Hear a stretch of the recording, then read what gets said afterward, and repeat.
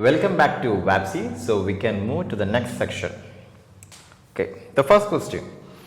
The value of acceleration due to gravity at a height of 10 km from the surface of Earth is x. Okay, they are actually not given the value. At what depth inside the Earth is the value of the acceleration due to gravity has the same value x. So they are asking that the value of acceleration due to gravity on above a earth surface and below the earth surface, both are getting same. So we need to know what is the equation connecting the gravity on the earth surface and gravity at a height and gravity below a depth. Okay, so we need to know that two equations. I will write that two equations for you. GH is the gravity acting above a earth surface. GH is nothing but G into 1 minus 2h by r. H is the height and r is the radius of earth. Okay, next we need to know G depth. Okay, gravity at a depth d, that is equal to G into 1 minus depth by r. Okay, so they are actually saying that GH and GD are x, both are same. Okay, so we can equate the both equation. G into 1 minus 2h by r is equal to G into 1 minus d by r. Actually G and G are cancelled and 1 minus 2h by r is equal to 1 minus d by r. Okay, so these two ones and these two negative signs can be cancelled and these two radius of earth can be cancelled. So d is equal to 2 into h. The depth is equal to double of the height. That means they have given as the height as 10 km. So what will be the depth? 20 km. And option B is the correct answer. So the main point is the equation which connect the gravity at a height with respect to gravity and gravity at a depth with respect to a depth. Okay, these two equations are very important. Okay, then the second question. Young's modulus of a perfect rigid body is. So we need to know the equation for Young's modulus. Young's modulus is equal to F by A, that means the pressure, into L, original length, divided by changing length. Okay, so actually they are asking Young's modulus for a perfect rigid body. Perfect rigid body means that it will not make any deform to another size when we give pressure. Okay, that means the changing length, that means the change in dimension is 0. Okay, if there is a pressure, if there is a length, it can be treated as x. S by 0 is infinity. Okay, so the option C, infinity. Then we can move to the third question. Okay, this third question is very nice. A tray of mass 12 kg, mass is given, so m is equal to 12 kg, is supported by two identical springs as shown in figure.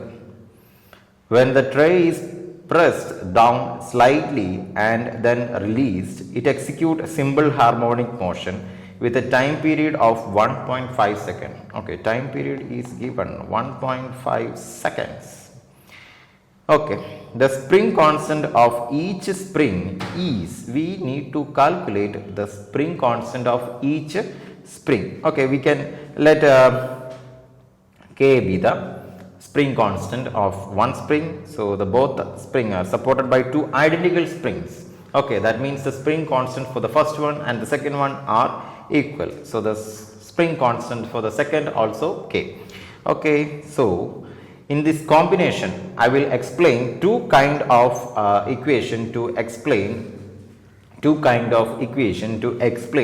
the resultant spring constant. Okay, if the springs are connected in parallel, okay, then the net spring constant is K1 plus K2. If there is infinite number of springs is there, then K1 plus K2 plus K3 plus infinite times addition, just addition. Okay, but in case of linear connection. In case of linear connection, 1 by k effective will equal to 1 by k1 plus 1 by k2 plus 1 by k3 plus etc etc etc. Okay, so in here it is very simple, just adding each value of this spring constant. So k is equal to k1 plus k2 and both are same, so k resultant k effective is equal to 2k. Okay, then we need to calculate the time period because they have given the time period, so we need to know what is the equation for to calculate the time period. Okay, the time equation for time period, t is equal to 2 pi root m by k, but in here the k is k effective, so m by k effective. Okay, so root m by k effective is equal to t by 2 pi and m by k effective is equal to t square by 4 pi square. Okay, so k effective is equal to m into 4 pi square by t square. Okay, k effective is 2k, which is equal to m into 4 pi square by t square. So k is equal to m into 2 pi square by t square. Okay,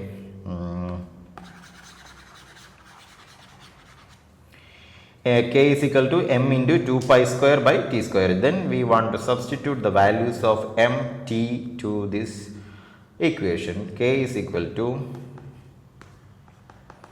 m into 2 pi square by t square, which is equal to, what is mass in here?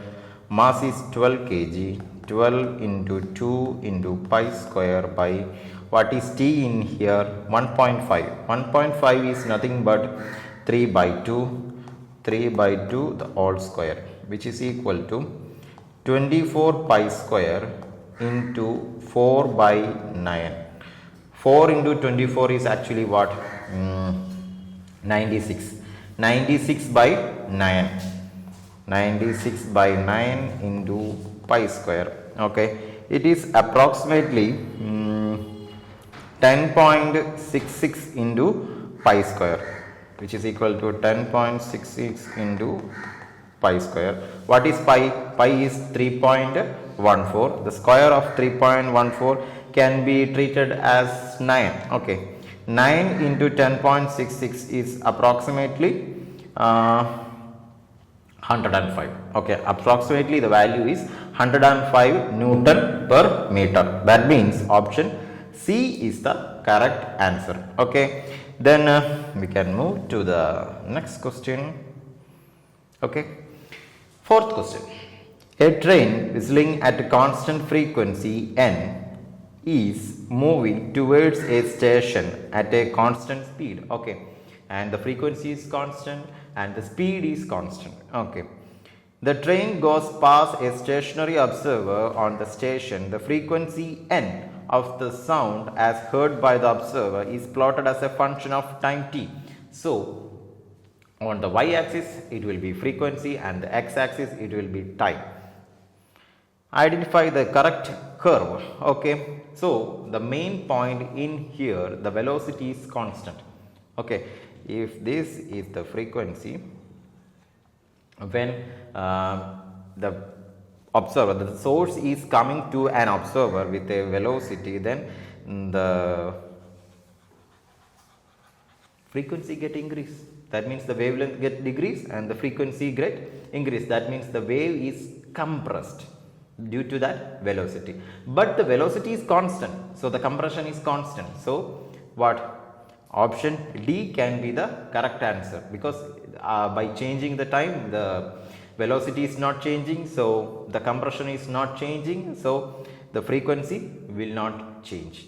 Okay, but the frequency get increased, okay, due to that velocity. Okay, if the train is coming with an acceleration, then the frequency get increase, not to be a constant, it will get increase. Okay, so we can say that option D is the correct answer. because after passing the observer, the train is going far away. That means a negative velocity with respect to the observer. Okay, with respect to the observers, the train is passing by a negative velocity. So that velocity is also constant. So that means it is decreasing. Okay, so option D is the correct answer. And fifth question.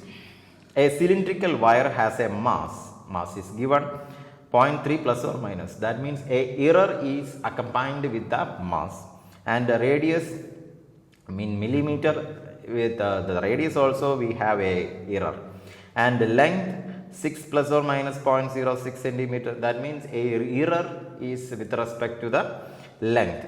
Okay, actually they are asking the maximum percentage error in the measurement of its density. Okay, so we need to understand what is the equation for the density. Density is nothing but mass by volume. Okay, mass is given, volume is not given. Okay, and they have given a cylindrical wire. Okay, a cylindrical wire. So the volume of a cylinder, what is the volume of a cylinder? Pi r square is the area of the cross section, and if the length of the wire is L, pi r square into L is the volume. Volume is equal to pi r square into L. So substitute density D is equal to mass by pi r square into L. We have a correction. That means we have a error in mass, we have a error in radius, and we have a error in length also. It is division. Okay, we don't want to bother about division or multiplication. Error is calculated on the basis of power of the factors. That means this equation can be rewrite as m by pi into r into L. That means 2 times the radius is coming into the equation. So we need to consider the error in 2 times. So change in D by original D into 100% is equal to change in M by original M into 100% plus 2 into change in radius by original radius into 100% plus change in length by original length into 100%. Okay, so in the left side and the right side there is 100%, so we can cancel it out. So it will be equal to, see, change in M by original M. See, how much percentage? The mass is 0.3 plus or minus 0.003 gram. That means a change of 0.003 with respect to 0.3. That means how many percentage it is?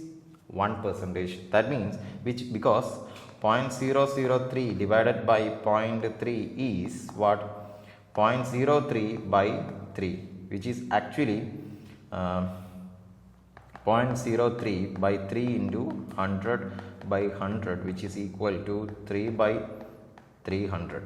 3 by 300 is nothing but 1%. Okay, so 1% of error with the mass, so which is equal to 1% plus 2 into the error with the radius 0.5 with respect to 0.005. So we can erase all this calculation and we want to calculate about the radius. Okay, 0.005 with respect to 0.5. Similar calculation with respect to the mass, 0.003 by 0.3 is 1%. Similar calculation is also in here, 0.005 divided by 0.5. That means 1%. So 2 into 1% plus, then the error with the length is 6 plus or minus 0.06. That means 0.06 by 6, which is also equal to 1%. Into 100 is 6 by 6. That means 1%. Okay, so 1%. Total 1% plus 2% plus 1%, total 4%. Okay, we can check with options 1, 2, 3, 4. The option D is the correct answer, 4%. So the main important thing is if there is a power factor along with a term, then we need to consider that term in 2 times if the power is 2. If the power is 3, we need to consider that term in 3 times. Okay. So the next question, 6th question. At a metro station, a girl walks up a stationary oscillator in 20 seconds. Okay. If she remains stationary on the escalator, then the escalator take her up in 30 seconds. Okay. If she is walking by herself, it will take 20 seconds. If she is on a escalator, then it takes a 30 seconds. Okay. The time taken by her to walk up on the moving escalator, that means she is walking along the escalator and the escalator is moving, then the time will get decreased by a huge quantity. So what will be the time?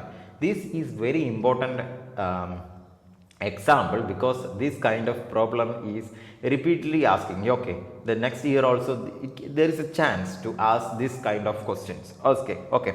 So the time t1, I will write the time t1. Time t1 is 20 seconds and the time t2 is 30 seconds. Okay, the resultant time t will be, must be less than 20 seconds. Okay, so the main equation is connecting by 1 by t net is 1 by t1 plus 1 by t2. So 1 by t is equal to t1 plus t2 by t1 t2. So t is equal to t1 t2 by t1 plus t2.